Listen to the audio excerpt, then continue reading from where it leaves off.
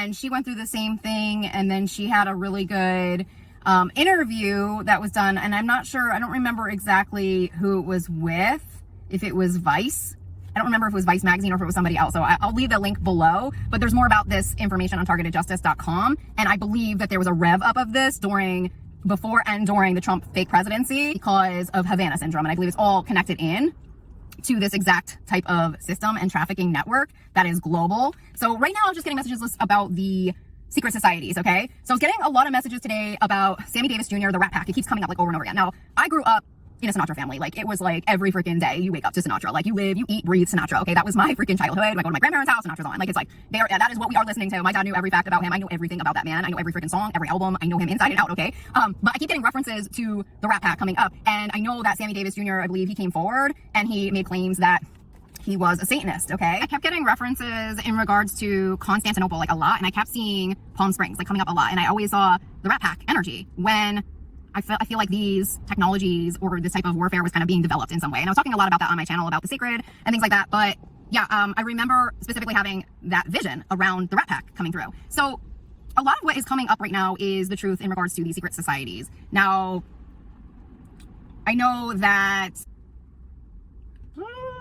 the one Supreme Court Justice, Amy, there are claims that she was a member of People of Praise, okay? And so that is one of these types of groups that would fall under the category or the umbrella of a secret society. Apparently, a lot of judges and people in high places are members of the People of Praise. Now, there's also been talk about Bill Barr being a member of Opus Dei, even though Opus Dei publicly declined on that, but it is something that is being brought to the forefront right now with many of these groups, okay? So there are a lot of them. Some of them lie within churches, okay? And some of them don't. A lot of them were even formed during the Trump presidency. If you look into, QAnon, I'm not sure when they created Parler, but they were part of the insurrection group. And I know that there's also the Oath Keepers and all of them. So there's a lot of these groups, and it has felt like a big kick up of what it feels like is like cult America. All right. And in terms of them carrying out these types of, I don't want to say, feels like a form of criminal type operations, if I'm going to be frank. And there has been a lot of people in power that have been targeted. One of them specifically is Nancy Pelosi. Okay. She was Speaker of the House, right? She was also California, and her husband was attacked, if you guys remember that specifically. Now, I feel a lot of people have been targeted by these groups. They have chat rooms. If you guys were following the Jack Teixeira story, who was military, where was he out of? Was he out of Massachusetts? Where they got a hold of some form of intelligence and were passing it around in like a Discord chat room.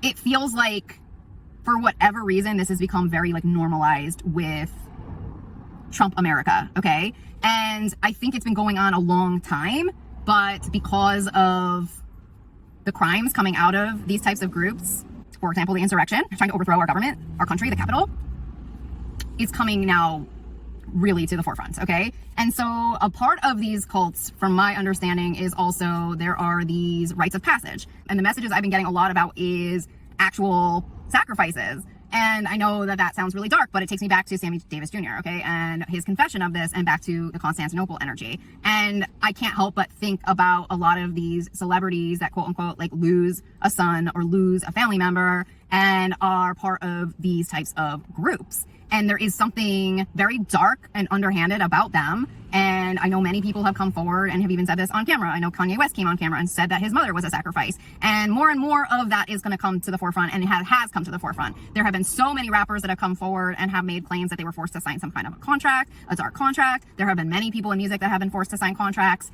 and these are satanic contracts. They're a form of Satanism, and it's an ownership contract. So why am I being guided to this message? The reason I'm being guided to this message is that whatever the history has been of these groups, okay, or what you have to do or hand over or sacrifice as a way to become famous, okay, or to be seen or be known, it feels like has to change. And I don't think you could interview one person who has gone through that rite of passage and they would tell you that it was a positive experience, okay? It is something that has been probably forced upon them in some way, and it is just kind of how it goes. But looking at my own life and looking at certain people connected to me, it feels like there have been a lot of people who are quote unquote sacrificed. And it feels like it is kind of like connected into the same type of thinking and that it's not an accident. I'm kind of getting like this message that's like not an accident, and that it is happening right under our nose, kind of a thing. So the boxer Ryan Garcia spoke openly and candidly about Bohemian Grove, which is another secret society, in regards to what was going on with the children there. And I think that more and more people are going to have to start coming forward and talking about this, because it's no longer about this like elite superstar status or elite type of leadership, government position, CEO, CFO. It is no longer an honor, quote unquote, to be recognized or a member of these secret societies. And that, I feel like, is what is shifting right now. This does feel like it is a bit of a global cleanup, because, you know, these groups are global, and it just kind of feels like it got so dark with what's been going on connected to human trafficking. And there's just been so many celebrities connected to this in terms of them being victims of these groups. And there's been a lot of people who reference human trafficking. I personally believe, because of my research of trafficking, okay, and because of my research of the groups that originate from Eastern Europe, this has been going on for a really long time with world leaders. And there was a really amazing interview on YouTube with a victim of one of these trafficking groups, and the mom was forced in through a marriage with her 2 daughters, and one of her daughters was quote unquote expendable. So that meant that if someone purchased that daughter for the night, they could potentially murder them, and they would never go down for the crime. And that is a very common thing with these children and human trafficking. And another thing that people don't talk about, which she came forward about, and I'm so grateful that she gave this information, because I felt like it was something I needed to know because of everything I'm going through right now, was that if there was a child being sacrificed, that sometimes a person there could potentially save their life while they're on the table, literally about to get killed, and they can buy them at that moment and save their life. This is morbid, it is disgusting, it is sick, and it is something that I don't think average people know even exists. But in these secret societies, it is not uncommon. And so I really just want to speak to the money aspects of these secret societies and what they do. And there is this superiority, okay, complex with these people who are members of these groups, who think they're above the law because of this type of dark satanic rhetoric that goes on. But at the end of the day, these people who hold a majority of the money are very mentally ill and mentally sick to be able to watch any child get sacrificed, or to participate in any type of this, I don't even know, to even participate in these types of groups. Now, I will say, in defense to certain people, once you become a member of these groups, they might not have known prior to entering into them that that was what it was about. But once you are a member and you are a witness, quote unquote, to one of these crimes, you're kind of locked in for life. And Ryan Garcia also mentions that the crimes are what keep them closed mouthed. Okay, that's what keeps them in these groups and doing the stuff they're doing over and over again. And so if you think of who's owning the world and what's involved in this, it is a bunch of satanic murderers, essentially, if you break it down. And there is just no way for our world to clean up until we fix what's broken, which is this sickness, this type of disease. Now, this woman also spoke that these little girls would be groomed for these men at very young ages, and that they would be thought of as friends, and that they would kind of be sold on this idea that this was just like a friend, and that they were above the law, and that anything they wanted to do with this little girl was okay, kind of a thing. And the girl was ready to kind of like be their friend, okay? And to make them feel comfortable and go wherever they needed to go and that kind of a thing. And so part of that was then to set up those leaders for pedophilia crimes. And a lot of times they were monitored, they might have had surveillance cameras on them, and then once they are set up for the crime, then obviously those other leaders have a leg up over their victims. A lot of it too is like framing and setting up of leaders, which is what she spoke about in terms of acting like, oh, it's cool, everybody's doing it, it's fine. And then these kids are actually groomed to kind of like, I don't know, force the crime in a way, because that's their job, quote unquote. And, you know, that's kind of like, because it's how they're groomed. And so then obviously then the leaders will get set up. So I've been kind of don't know, push to bring this to the forefront right now, because we have to start looking at these types of groups as a form of terrorism, as a global threat. And I believe the reason that trafficking doesn't end is because it is part of these elite secret societies. It's rooted in it, and it's rooted in it essentially to frame people and to set them up. Okay. And I feel like there's always a plot. There's always a plan. This is how these darker leaders rise to power.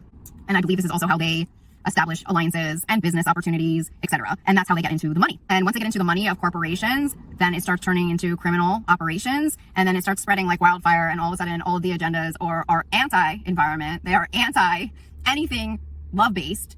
And they are moving us globally in the wrong direction, which is where they have led us today. So I just think right now we have to wake up to the truth of what's going on, and realizing that the way these secret societies have been run has to change now and has to shift in order for a global cleanup. And everything that is being done or has been done is now, it feels like, is coming up karmically in some way to be healed for all of the victims and for us to have a new day. I think as much as we don't want to talk about it, it is what is keeping us trapped on a very large scale. And if any of our grandparents or anyone was in a secret society, we have to understand that they might have been part of this in some way. And there might be something there karmically that we might have to heal as well because of what they got involved in. And some of that might have trickled down into our parents or our upbringing in some way. So many of us do have to kind of awaken and enlighten to the truth around what really has been going on. And that also will start to break us out of the idolization of people, celebrityism, so to speak. And maybe some people don't want that, because then we start to almost like, I don't say flatline, but we all become more equal in some way. And there's a fear around that with them. There's a fear of losing power. There's a fear of not having enough money. And that is something that we also have to work through as well, because having money and being evil doesn't equal power. Okay. So the ideas around power will have to shift in terms of what power actually is. You know, in my mind, power is to inspire people to do good, to do the right thing, to stand in their truth. That's what I believe is power. I don't see power as control or ownership. And so that kind of thinking is something we also have to break through as well as a collective in terms of what power really means. And I think that there's a lot of wonderful deities and light beings that we can look up to that embody different forms of power, leadership, that inspire us. And I think you and I, we're also those same people. Okay. We're all a voice. We are all a person who can inspire people to do the right thing, to stand up for truth, justice, liberty, freedom, human rights, the environment. So we can all do it together. So perhaps the empowerment just comes through us all being the same and working together as a community. So then we can start getting more done, accomplishing more, instead of being in competition like many leaders are. I mean, they're in competition with one another all the time. When you're in competition energy, you're not really achieving anything. That was something I learned very early on in college. When they had us do group projects for interior design, our interior architecture projects, we were forced to really come in and pitch in. And when one person didn't pitch in and they didn't do the drawings, or they didn't do the renderings, they didn't do something, it really let the whole team down. And it was like a really big problem. So like we had to like seriously like pitch in to get the freaking projects done equally. And it just showed the importance of every single person having to pitch in, and that there was no competition. And I just really felt like my professor's emphasis on these group projects was probably one of the best teachings I ever had, because I know that I realized like when you work together, you could get so much more done so much more quickly than alone if you guys are aligned and have the right tasks put together. And so I just feel like that's also something that perhaps the younger generations had more education in than perhaps the schooling of the older generations, which might have been more along the lines of Rockefeller, okay, in terms of gaining ownership, in terms of like amassing wealth, in terms of that, in terms of more of a competitive mindset of getting the better grade, doing the better job, etc. So I feel like that is also something that we have to work through right now, is realizing we're all here for our own purpose. And that goes back to men and women not being equal. Like there is this big thing that women are less than, and these men still have this dinosaur thinking that women are not worthy and they belong in the kitchen. But at the end of the day, we're all here for our own purpose. We all have a purpose. They have a purpose. We have a purpose. It doesn't mean that one is better than the other. It doesn't mean that one has to be more powerful than the other. They don't have to hold rank over women. They also don't have to be threatened by women. We don't have to compete. We can be friends. Like we are counterparts. We're divine counterparts. There's nothing more stronger than that. Okay. There is something that I am not going to be good at that they will be really good at. Okay. And it's great that they have strength. It is great that they're strong and they can lift things, because I can't lift anything, and that's fine. So I think that we all have to just realize we don't have to physically be equal either. It's okay. But we can be equal in terms of how we respect one another and how we carry out tasks and how we move forward with agendas, okay? And in terms of projects. So I feel like there has to be a shift in even the way we think right now. So I just wanted to bring that to you right now. I hope you guys receive these messages well. Thanks again for all of your support on here, your donations, love, blessings, and prayers for me and for my situation to get resolved. I love you guys so much, and I'll talk to you soon. Okay, bye.